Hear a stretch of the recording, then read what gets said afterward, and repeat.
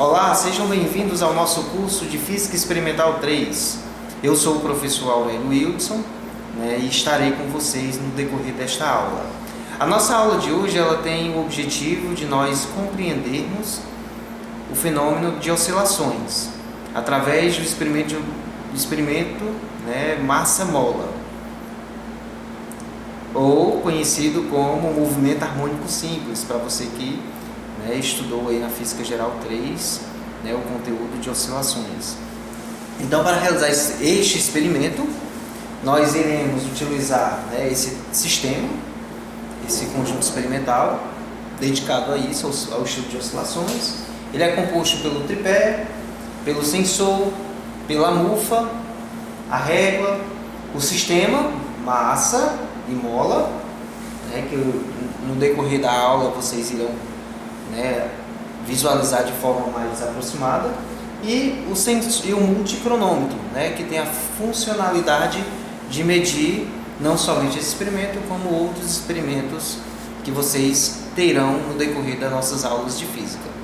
É isso aí, então vamos continuar assistindo nossa aula. Agora vamos iniciar nosso experimento de movimento harmônico simples e vamos ter duas partes desse experimento. Vou começar pela primeira parte, que é este vídeo. O objetivo desse experimento é determinar a constante elástica de uma mola através da lei de Hooke.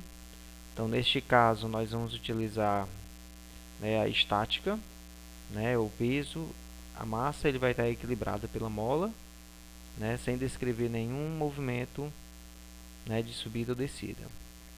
Então, para ilustrar esse experimento, eu registrei a foto dos equipamentos necessários. Então, você consegue ver o tripé com haste vertical. Aqui a haste vertical. Você tem um sensor, que nesse caso não vai ser nessa primeira parte, somente na segunda, que nós vamos utilizar. Você tem a mufa, que o objetivo dela é fixar a mola ao sistema massa-mola. Nós temos a mola de constante K. Temos a massa, que é esse disco de cor avermelhado, e o contrapeso, que segura essa massa. E nós temos um multicronômetro que registrará os tempos dessa massa ao subir e descer, que não é desse caso de experimento, mas já estou aqui apresentando todos os materiais necessários para a parte 1. Então, como o experimento consiste em determinar a constante da mola através de um caso estático, eu fiz aqui a descrição físico-matemática do experimento. Então, você tem aqui o sistema fixo, a mola do sistema, e aqui o conjunto de massas M. Então, no caso estático, você tem a força-peso equilibrada com a força de restauração da mola, Fk. Então, a força resultante pela segunda lei de Newton é igual a massa vezes a aceleração, e essa força resultante é a força da mola mais a força-peso.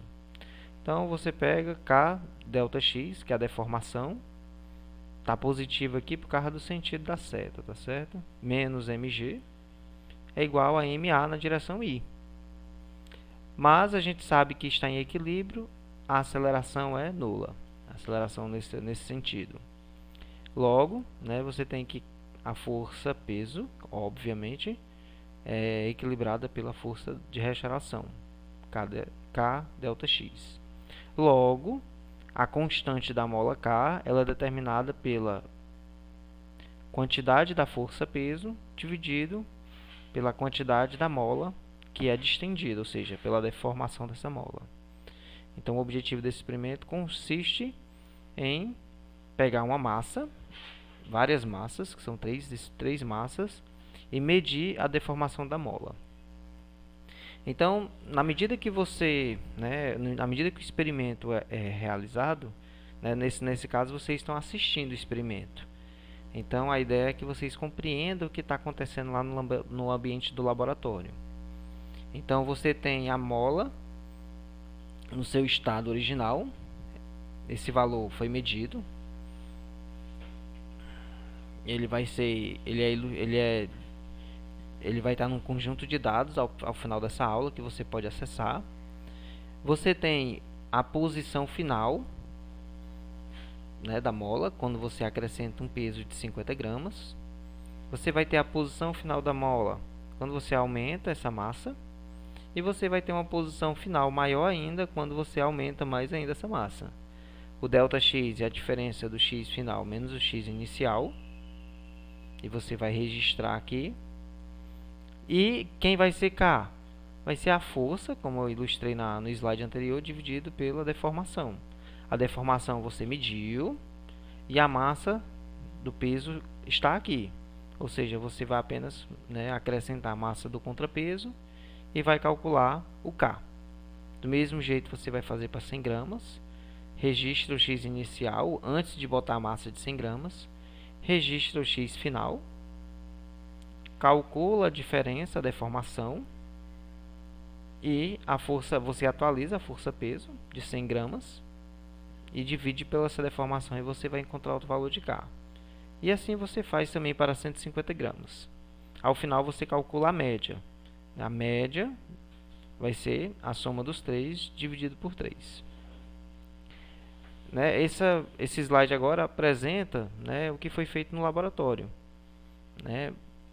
O contrapeso, aqui é a foto, é o registro do sistema massa-mola somente com o contrapeso.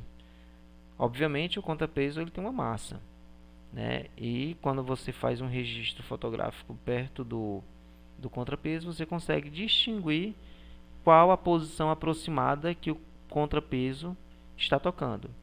Essa régua é uma régua em milímetros, né? Então ela tem uma profundidade de aproximadamente 170 milímetros. Só basta comparar com a leitura aqui da régua maior.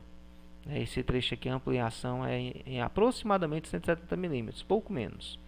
Então você aí na sua casa, você vai tentar ver aproximadamente que valor é esse. É um pouco menos de 170. Né? A segunda etapa foi o que? Acrescentar um bloco de massa de 50 gramas. Está aqui o bloco de massa de 50 gramas. Se você tiver prestado atenção, né, ele saiu da posição que estava em torno de 170, agora foi para a posição próximo a 200. Pouco mais do que 195.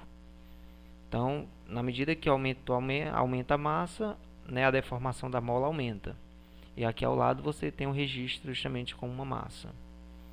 Quando você acrescenta agora duas massas de 50, ou seja, fazendo 100 gramas, né, ele ultrapassa, né, os 200 milímetros e ele chega em torno de 224 milímetros, 225. Né? Você aí na sua casa você vai fazer o registro, né, de qual valor você consegue observar. E para finalizar, quando você acrescenta 3 massas de 50 gramas, você, né, percebe que a deformação aumenta mais. Ou seja, está em torno de 255, pouco menos do que 255. Fica para você aí na sua casa também fazer esse registro e colocar naquela tabela 1. Né, como tenho colocado aqui, anote os dados na tabela 1. Ou seja, você consegue perceber, na medida que a massa sobre a mola aumenta, maior vai ser a força-peso e maior vai ser a força de restauração da mola. Então você pega os dados e você anota, né? Quem é o x0? É aquele valor que está na figura sem a massa, que é só com contrapeso. Aí você vai lá na figura e depois registra o x final. Depois você calcula o ΔX, que é o ΔX é a deformação. X final menos X inicial, é a nota. Aí depois você calcula a constante, que vai ser o quê? Massa de 50 gramas, mais a massa do contrapeso, que também é pouco mais do que 50 gramas. Ela está registrada lá nos dados. E você vai calculando para cada linha desse experimento. E no final você calcula o valor de K médio. Então, os procedimentos, né, eu indico aqui na tabela que vocês devem fazer em casa. Primeiro você preenche os dados da tabela 1 olhando para aquelas figuras. Depois você calcula a coluna ΔX. Depois você calcula o valor de K para cada um e o valor médio. Agora, né, finalizado o experimento, a observação do experimento, né, você não realizou, mas a ideia é que você consiga construir o que está acontecendo. Agora, lanço para você responder esse questionário. Primeiro, o que acontece com a deformação da mola na medida que mais massa é colocada no contrapeso? Se você ainda não conseguiu perceber essa relação, eu sugiro que você volte alguns minutos dessa apresentação e reflita sobre essa resposta. E anote aí no seu caderno. A segunda questão, como você pode calcular a constante da mola conhecendo apenas a massa e a deformação? Se você já sabe, parabéns. Mas se ainda não conseguiu perceber, eu sugiro também que faça o mesmo, volte, que no decorrer da apresentação eu comento, e também tem a equação que mostra a relação entre a constante da mola e a massa e a deformação. E, para finalizar, qual o valor de K que você encontrou no caso estático? Mostre aí, anote, pegue esse conjunto de dados, construa essa tabela para botar no relatório e informe qual é esse valor. Então, essa é a parte 1 do nosso experimento e o objetivo dele é fazer com que você calcule a constante da mola e ele é parte, você vai precisar desse resultado para fazer a parte 2 desse experimento. Então vai lá, acessa o vídeo da parte 2, na mesma página onde você encontrou, e faça a continuação do experimento. Obrigado e até a próxima parte do experimento.